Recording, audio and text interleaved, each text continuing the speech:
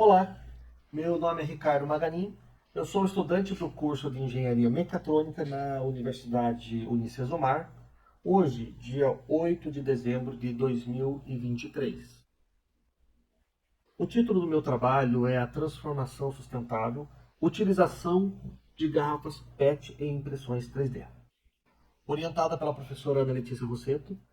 Então, nos últimos anos, a conscientização sobre os desafios ambientais estão relacionados aos descartes inadequados de resíduos plásticos, especialmente falando de garrafas PET. Ela tem crescido de forma muito significativa.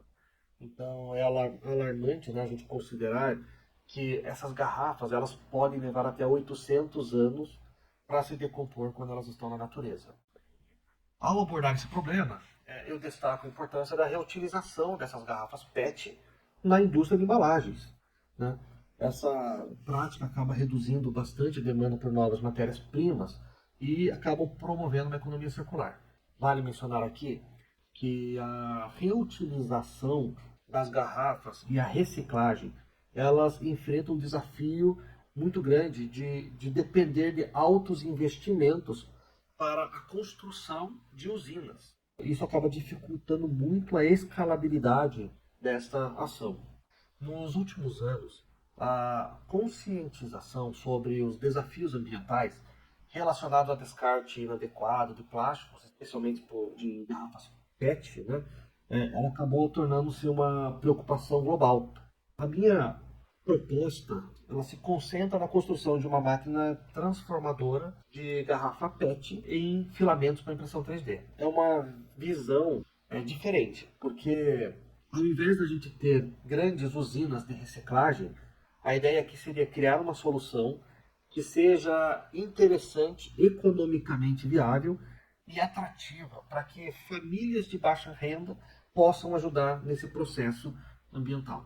Esse filamento ele pode ser utilizado para criar uma variedade enorme de outros objetos, né, como vaso, suporte para prateleira, brinquedos para as crianças. Então, essa abordagem que eu trago, ela não apenas resolve um problema de descarte inadequado, mas também abre portas para a criação de produtos personalizados e renda para as famílias que mais precisam, né? Considerando que o custo para ter uma máquina de transformação de garrafa PET em filamentos 3D é muito baixo, isso tornaria essa ideia escalonável, podendo ser usada aí como projetos de ONGs, de igrejas ou de escolas, né? Falando um pouco agora sobre o referencial teórico que foi utilizado nesse projeto, especialmente falando do processo de extrusão, para a gente compreender o funcionamento da máquina proposta, né? Então, segundo François, as extrusoras, que são os equipamentos responsáveis pelo processo, elas podem ser classificadas em dois tipos: extrusoras de fuso simples e extrusoras de multifuso.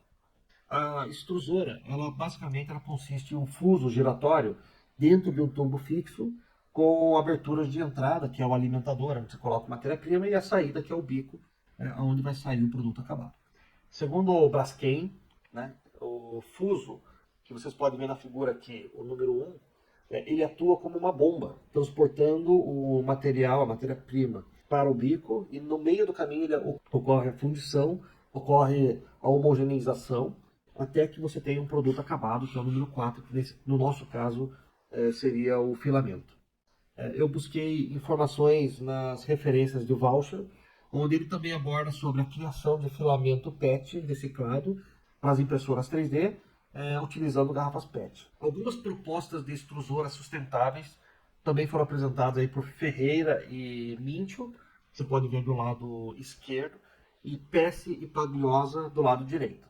O estudo de Ferreira e Pesce, eles foram usados para entender quais foram as dificuldades desse processo de extrusão, uma vez que eles já iniciaram esse processo e tinham conhecimento quais seriam os caminhos críticos, quais seriam os principais desafios a se encontrar.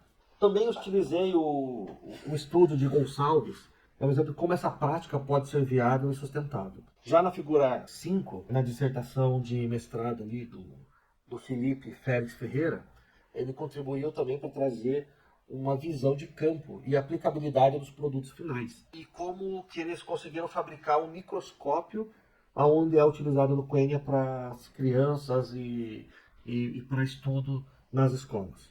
Também busquei outras contribuições, como estudos no Peru sobre a transformação das garrafas PET em filamentos para impressoras 3D, pesquisas de Dubash, Grau e McCarran sobre a produção de filamentos PET a partir de garrafas plásticas recicladas, que é um trabalho que esconde, traz sobre materiais para filamentos da impressora 3D e que acabaram expandindo ainda mais o horizonte desse projeto, né?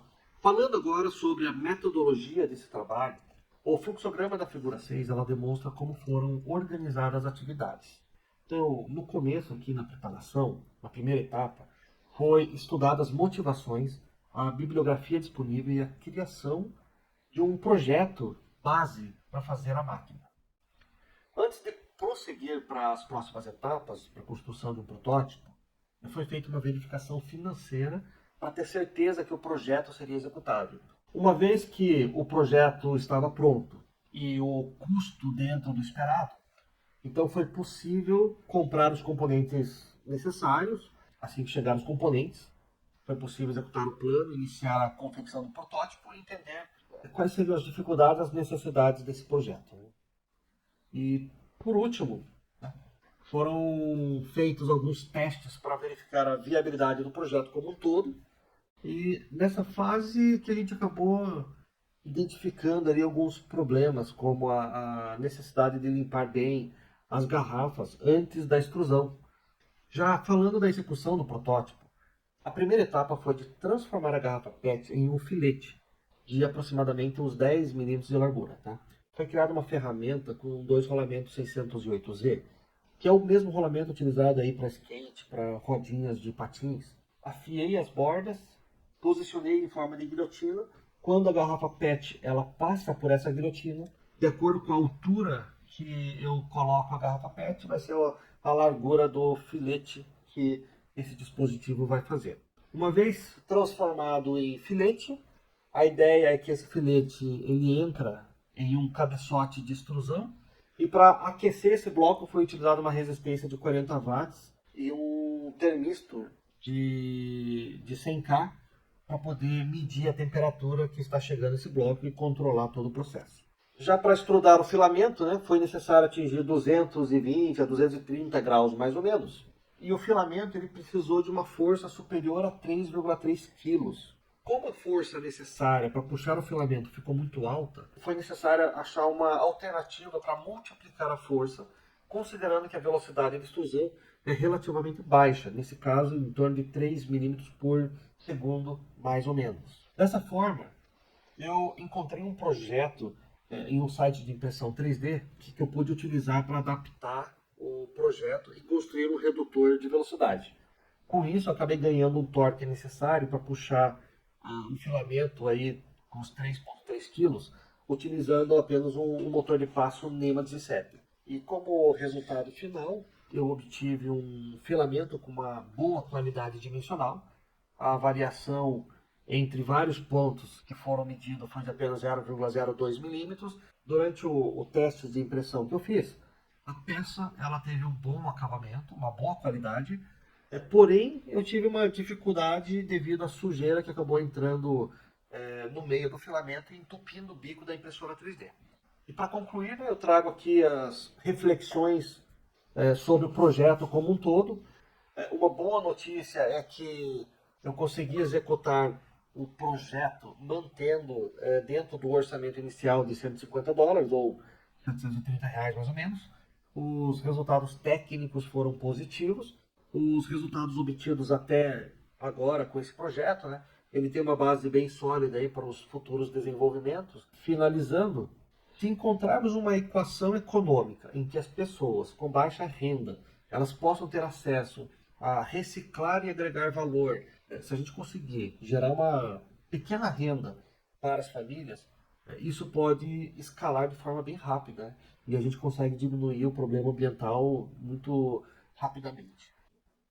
Nos próximos slides, eu tenho as referências utilizadas na elaboração desse projeto. Eu espero que tenham gostado. Agradeço a todos pela atenção e dedicação na avaliação desse projeto. Um grande abraço e até mais.